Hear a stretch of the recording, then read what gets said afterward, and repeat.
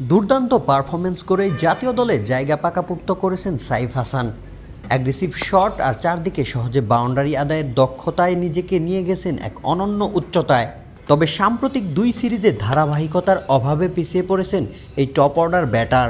Ireland series শেষে 3 দিনের মাথায় তাই আবারও ছন্দ খুঁজে ফিরতে মিরপুর একাডেমি মাঠে যোগ দিয়েছেন বিশেষ ব্যাটিং অনুশীলনে। টানা 2 দিন ধরে ঘন্টার পর ঘন্টা গ্রানাইট স্ল্যাবের গতির বল ফেস করে উন্নতির লক্ষ্যেই ঘাম ঝরাচ্ছেন এই অলরাউন্ডার।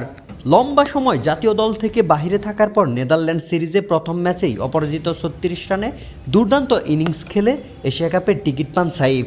অতঃপর এশিয়া কাপেও দলের বিপদের মুহূর্তে একা হাল ধরে কেরিয়ার সেরা পারফরম্যান্স উপহার দেন ম্যাচের পর ম্যাচ। টুর্নামেন্টে 4 ম্যাচে 44.5 গড়ে 178 রান করেন, যা ছিল তার কেরিয়ারের অন্যতম সাফল্য। অতঃপর আফগানিস্তানের বিপক্ষে 3 ম্যাচের টি-20 সিরিজে করেন 82 রান। শেষ ম্যাচে অপরাজিত 64 রানের ঝলমলে ইনিংসটি ছিল অনন্য। কিন্তু দেশের মাটিতে যেন সব কিছু বদলে যায়। ওয়েস্ট ইন্ডিজ ও আয়ারল্যান্ড সিরিজে 6 ম্যাচে মাত্র 13.83 গড়ে রান করেন, যা টি-20 ফরম্যাটে একেবারেই বেমানান। শেষ 6 ম্যাচের পারফরম্যান্স বিবেচনায় সাইফের অবস্থান যে কোনো লোয়ার অর্ডার ব্যাটারের চেয়েও হতাশাজনক। সামনে টি-20 বিশ্বকাপ, এই মুহূর্তে সাইফ হাসানের ফর্ম আক্ষেপের জায়গা তৈরি করেছে টিম ম্যানেজমেন্টের জন্যও। তবে নিজের ছন্দপতন সাইফ হাসান বুঝতে পেরেছেন, তার প্রমাণ মিরপুরের অনুশীলনই বলে দেয়।